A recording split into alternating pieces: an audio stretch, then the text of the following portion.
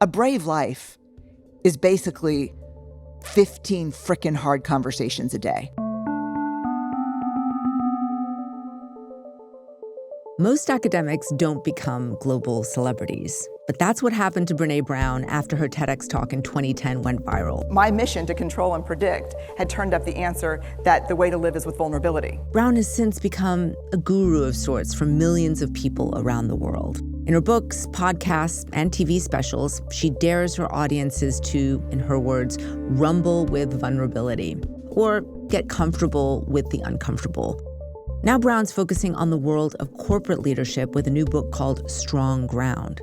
So how should leaders rumble in this moment of intense technological and cultural change in the workplace? Here's my conversation with Brené Brown. Brené, you are known for your work. Wait, actually, before we get started, where are you in the world? In Austin.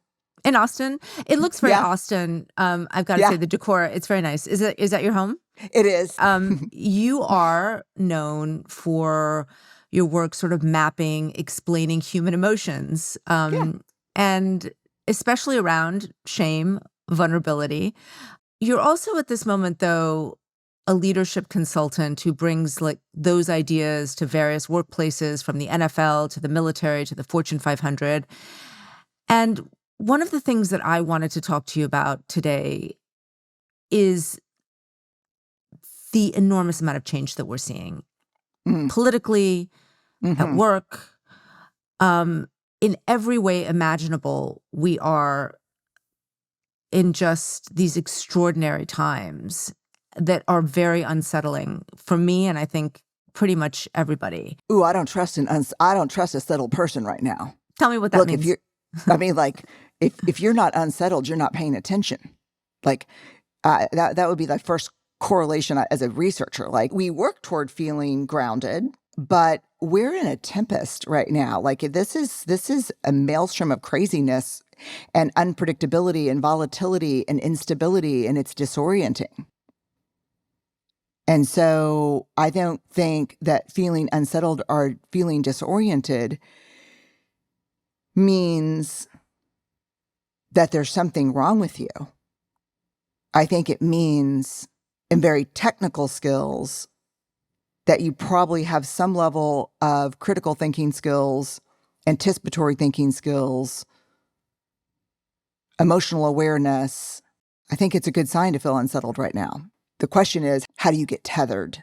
You've written a new book. It's called Strong Ground, and that's basically the idea behind it, which is that we need to center ourselves at a moment of great change. Can you tell me why that became something that you wanted to engage with corporate leadership? Because it's not necessarily obvious how women and shame in your early work relates to leadership in Fortune 500 companies. When you study the intersection of emotion, behavior, and thinking, you can apply it pretty much anywhere. And so after the TED Talk on vulnerability, this is weird. After the TED Talk on vulnerability went viral. Which it did. This is in 2010. Right. And the first phone calls I started to get after it went viral were from leaders saying, we think there's a lot of application in what you're talking about in our work. Can you come talk to us? So I started a leadership study. And that was all I needed. I was like, wow. When you ask leaders who are doing really important work, corporate, nonprofit, military, sports, what's getting in the way?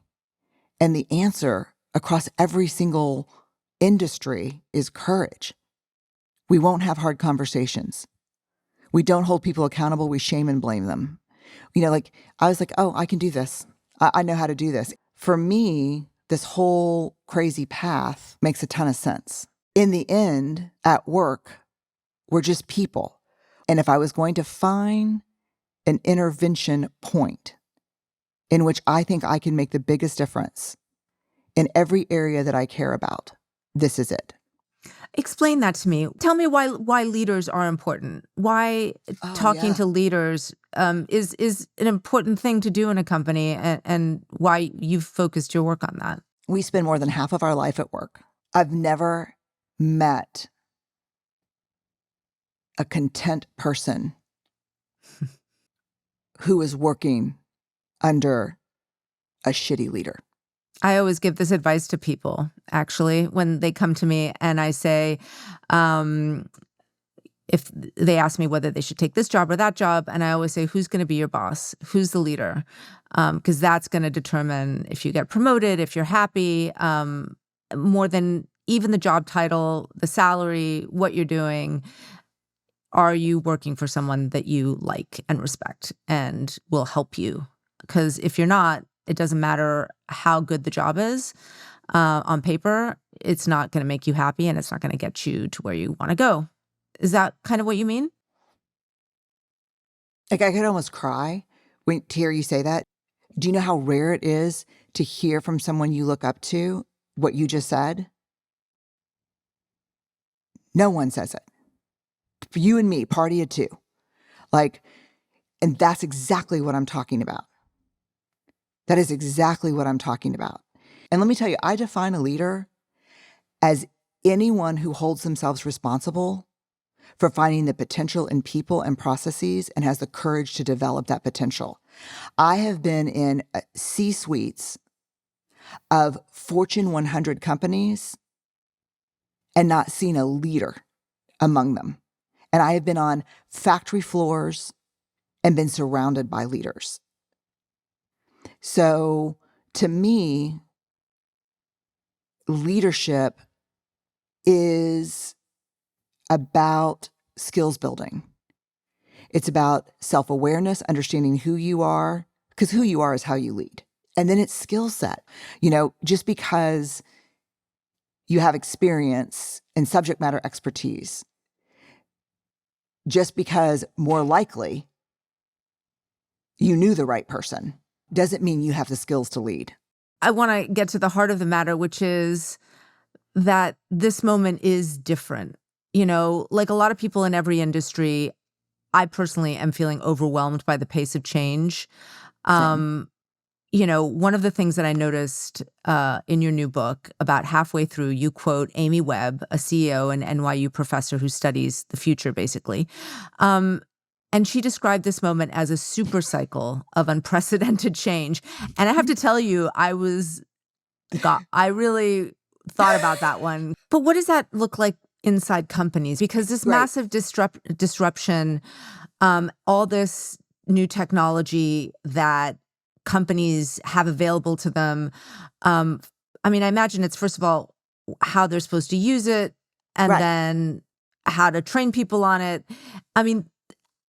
What does that look like inside a workplace at this moment where it just feels like everything is up in the air? It looks like a complete shit show. What it looks like is scarcity. We're not doing enough. We don't know enough. We don't have enough people trained. We're not investing enough. This is what everyone's doing, and we're behind. So it looks like fear and scarcity driving huge investments in AI that are not even aligned with business strategy. So in this moment of sort of profound change, what is a good leader then? So a good leader, to me right now, is a leader who understands urgency, but is working from productive urgency. Who is not, like my grandma would say, this is a terrible saying, but chicken with your head cut off urgency. And we're seeing a lot of that, but productive, strategic urgency. Action over impact is so dangerous. And right now we're seeing a ton of action over impact as companies try to integrate this technology. And right now, this month, we are starting to see some devastating numbers around really poor ROI in terms return of what on companies, investment. Return on investment in terms of what companies are investing in AI, because they're coming in operationally and making decisions and not strategically. They're not understanding how to bring people along, how to use it in smart ways, where it will work, where it will not work. Linda Hall, Harvard Business School, professor, researcher, studies digital transformation. Love this work. She's just brilliant. She will tell you The hardest thing about digital transformation, never the technology, always the people. Then you add to that, you're talking about this super cycle, absolute geopolitical instability around the world. Leaders wake up, and depending on the tariff fever dream of the night before by this administration, everything has changed. So geopolitics, then you have what we talked about first, technology super cycles. Next, you have radically shifting marketplaces because consumers are changing. We're changing. I'm talking to people who are economists that are mentioning mayonnaise jars again for the first time. Do you put your money in the market? Do you not put your money in the market? So there's complete instability economically. There's markets instability, technology, geopolitical instability. And I'm not going to downplay the complexity of intergenerational workplaces. I mean, some of these forces are largely out of the control of leaders of companies. Yeah, I mean, I would say the majority of them are out of the control. But what is in your control? Have you ever watched like 5 or 6-year-olds play soccer? Sadly, yes. I know for sure that you have by your answer. The ball leaves the field and like my daughter's sitting crisscross applesauce making daisy chains, one of the things that's really interesting is when you watch little kids play soccer, a kick will come into a kid at like chest level and they won't settle the ball, look down the pitch and decide where it needs to go next. What they'll do is they'll just raise their foot up over their head and try to kick that ball back about that high. A good leader takes the incoming churn and instability, settles the ball, takes a breath, creates some space and time where none exists, looks down the pitch, and makes a smart decision about where to kick the ball next. So how does that connect with your older ideas around compassion, empathy, vulnerability?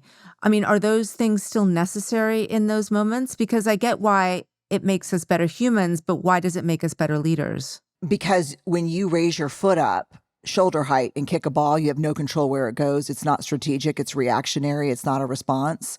So the answer to your question is I have my team working really hard toward a project. And I just found out from my boss it's been deprioritized. I pull them together. And what does compassion in that moment look like? And what does vulnerability and humanity look like in that moment? And I say, I want to start by saying how grateful I am for the work you've been doing and that it was important work and work we were asked to do and asked to do well. And I counted on you for that and you delivered. I found out this morning that this initiative, due to whatever, a supply chain issue, a change in strategic priority, has shifted and we're being asked to change direction.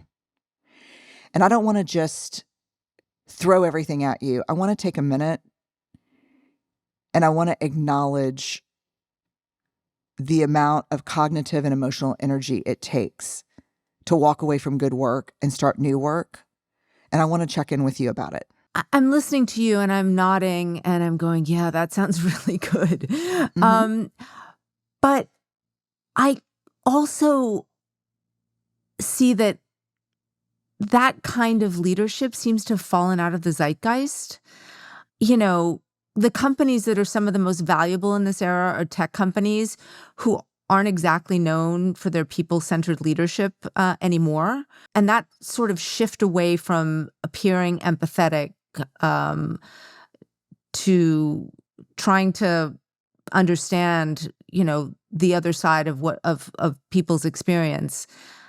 That doesn't seem to be as popular anymore in the era of the Elon Musk style of leadership, where you can go in, you can fire a bunch of people, and you can still have a productive company. Some would argue even more productive. One, what's in the zeitgeist and not in the zeitgeist is of very little interest to me personally. Democracy is not in the zeitgeist right now either. I'm still a firm believer in it. Number two, we collect data on everything we do. We see a very compelling, persuasive, strong correlation between courageous and daring leadership and performance, as measured by the way companies measure performance, whether that's quarterly stock price, whether that's retention, whether that's engagement. I have zero doubt that just because the world at large believes that you have to be a total dick to get performance out of a team, there is actually very little evidence of that over a long period of time. Zero. One of the things I think is interesting is leading by fear as a catalyst can really result in very quick performance metrics.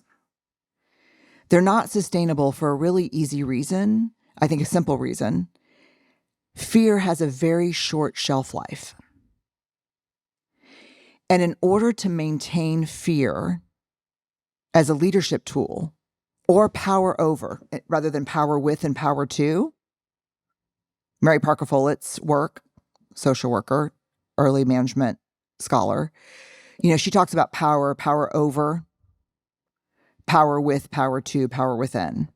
In order to lead from power over, using fear, humiliation, you have to demonstrate a capacity for cruelty at very regular intervals because of the short shelf life that fear has in people.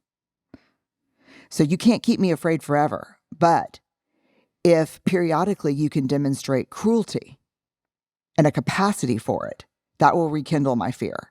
I think people are becoming less and less tolerant of living that way. And I think we have a new generation of people who won't work that way. Well, that's interesting because there is a responsiveness, I think, to culture and the zeitgeist. And a specific example, I think, of the way culture has changed is we've seen companies across the spectrum, for example, get rid of their DEI programs that were meant to be about inclusivity, belonging. They adopted them in response to another cultural moment, right, in 2020. Mm-hmm. And now, because things have changed, they've apparently decided that it doesn't help them anymore. And I guess I wonder if the embrace of a lot of these management and leadership humanity trainings are only performative, that they are there simply to respond to forces outside of their control, but they're not really about doing the work that you say is necessary. Heck yes. Yes, absolutely. Some are and some are not. If we want to talk about DEI programs specifically. It's an example, though. I think it's one an that example, people have but it's noted. an important example. Did some companies adopt DEI and exploit it, use it as a part of their brand, and then the minute they were told to get rid of it, they got rid of it without thinking twice about it? I think that's for sure. Did I see DEI programs function in meaningful way? DEI programs are not, they're just, that would, they were developed, and when done well, they were just meritocracy programs. That's what a good DEI program is, just a meritocracy program. It's just a program to make sure that the invisible program of favoritism and bias was being checked. This is not an administration that's a fan of meritocracy. So the two things I think we have to recognize about the zeitgeist is when you have an administration, let's say you're the CEO and you have an administration saying, you'll get rid of this, or you'll lose every contract that touches the government, any federal or state dollars. And you know that that means that you'll need to lay off 35,000 people. I don't know that people are choosing to get rid of their DEI programs. I would be comfortable enough to say that any leader that props up or folds something that's good for their people and effective and helps make their people feel more connected and seen and also drives performance, which is a leader's job, whether they're in an NGO or a nonprofit or a for-profit or government, military, sport, doesn't matter, is a pretty terrible leader. So I'm listening to you talk, and it is this very difficult moment. You keep on bringing something up, though, that I do think is really interesting, which are the generational differences that we're seeing in the workplace and how different generations view work and what work is supposed to do and what work isn't supposed to do. Can you just expand on that a little, what you've seen and what your thinking around that is? I do think there is complexity, organizational complexity in intergenerational work. I think we're different. I think that, we were raised differently. We have different ideas about, what success is. And I think there's something to learn from each generation. I think each generation has real strengths in a workplace and possibly some deficits. I do get nervous talking about swaths of people like generations, but I also think there's some truth to it. So I'll try to balance that. I'm a Gen X person who's raised two Gen Z folks. I think we did some good things. I think we did some not great things raising that generation. I mean, it's like when people start, really dogging on Gen Z, it makes me laugh because it's usually the exact people who raise them. So I think I always it's a good point. Self-indictment, but I think that we wanted to make sure that our kids didn't have all of our experiences, the traumatic hard ones. And somewhere along the way, we confused trauma with adversity. And adversity is really good for kids, and trauma is not good for us. And so I do think there's a little bit of that. So let's be clear about that. I think what I've noticed about Gen Z, they're not doing anything without the why. This is like the generation, my generation that was we grew up with because I said so. Getting really frustrated with a generation that said, I don't, why are we doing it that way? What is that? Why is that going to be helpful? And, people my age are looking for a little yes, chef action, got it, on it. No, these kids are not interested. They want to know the why. I like it because when you give them the why through your gritted teeth, they're like, let me play back what you're saying, Lulu. You want me to get this data for you by 3:00 this afternoon because you're going to use it in a meeting with these people. Is that right? And you're like, yes, damn it. And they're like, I think you're asking for the wrong data.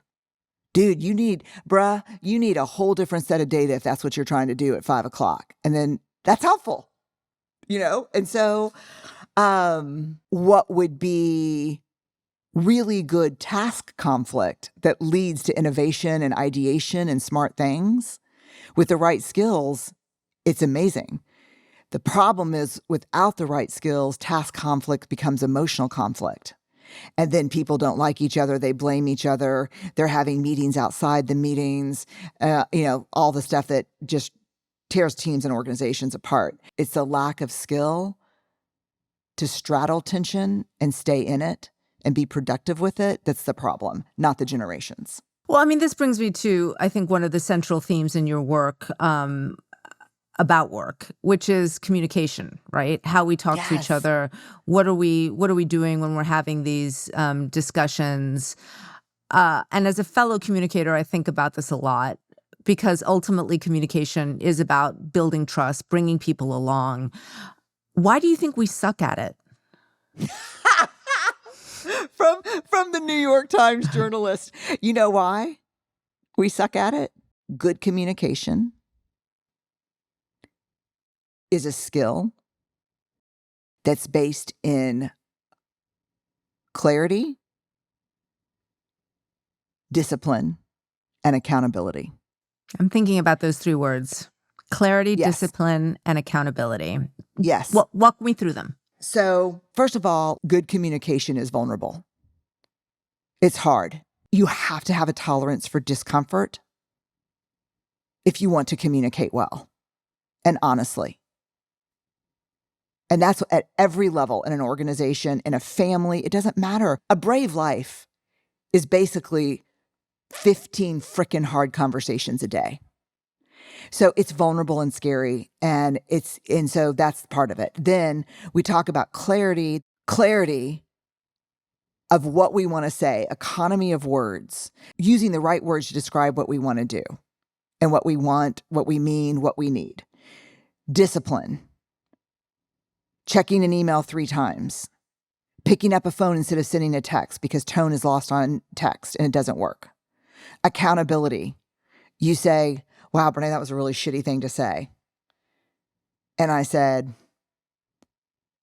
yeah, that was my intention. I'm pissed. Or, God, that was not my intention. I apologize. I could see how it landed that way. That's accountability.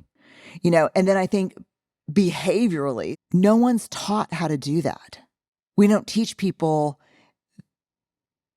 how to communicate well. I mean, we operate from an axiom: clear is kind, unclear, unkind. So I think communication has never been more important than it is right now. We have only a little bit of time left, and I wanted to ask you a little bit about the changes that you've seen in the industry within which you work, because as I was thinking about your career, you came up in 2010 and you have sort of ridden this enormous boom in people looking for guidance and help in the way that they should live their lives and interact with other people. And I don't know how you feel about the label of self-help being applied to your work outside of your work with companies, but you are definitely sort of one of the earliest practitioners of a very online strain of personal improvement content that's still very, very popular. Though most people practicing it don't have your credentials, how do you look at the evolution of that world in the last 15 years? Shit, I almost escaped this whole thing without having to go here. Almost. You get the A+ in communication, Lulu.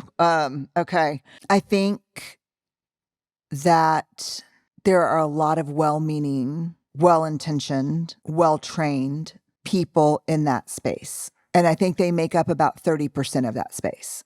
I think there are 30% of the people who want to be in that space or trying to be in that kind of self-improvement wellness space who are underqualified, thoughtful, sometimes helpful, often benign.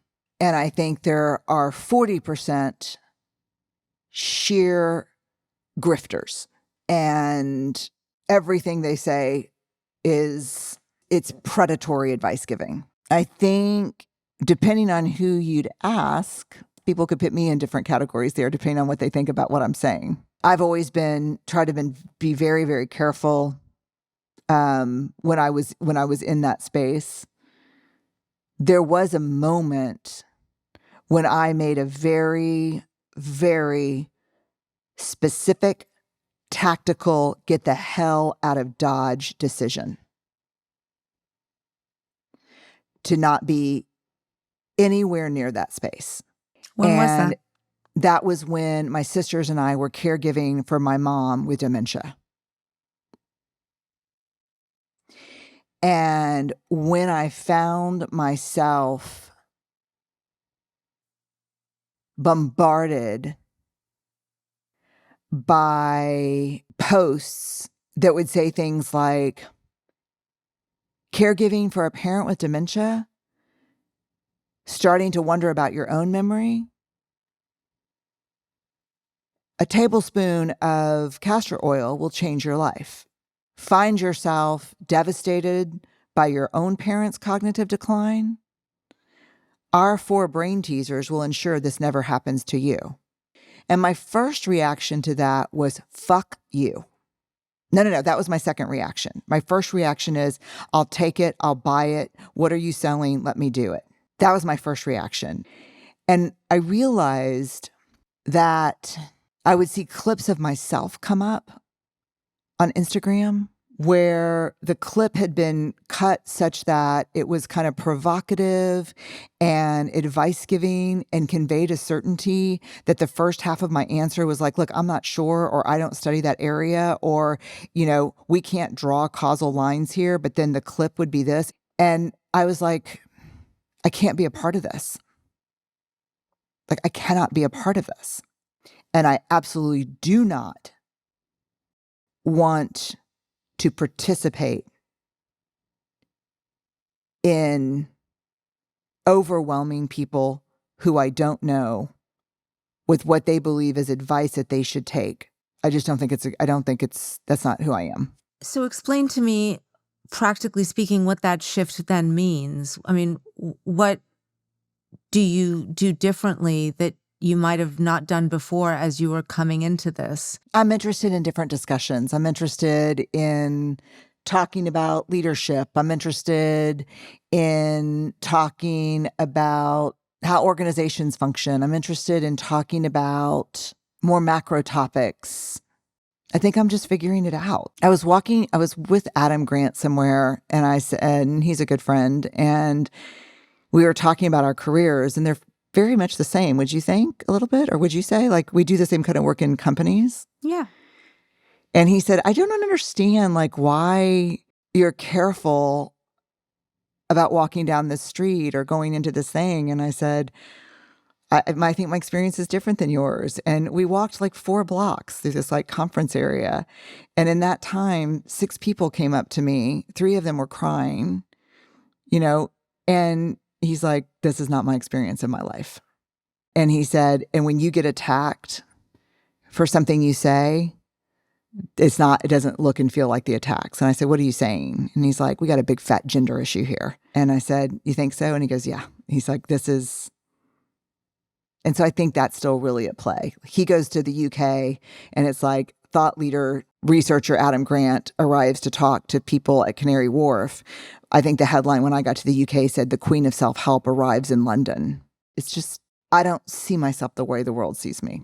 I think it was during the pandemic, Texas Monthly. I write about this in the book. Texas Monthly, the New York Times is the same way. They can interview. You have no control over what the headline is or anything else like that. And you're always like, oh, shit, what's going to happen? And of course, the cover, it was a cover story on me. And there was a couple things about it that were like, just for me, really hard. And I love Texas Monthly, but it said how Brené Brown became America's therapist. And I'm like, what? I've been always clear, I'm not a mental health practitioner. I respect that work, admire that work. I have a therapist. I'm not a therapist. And I don't want to be your therapist or anybody's therapist. And so I think I've just drawn a very hard line around where I think I can make a contribution and where I can't. Yeah, that's it.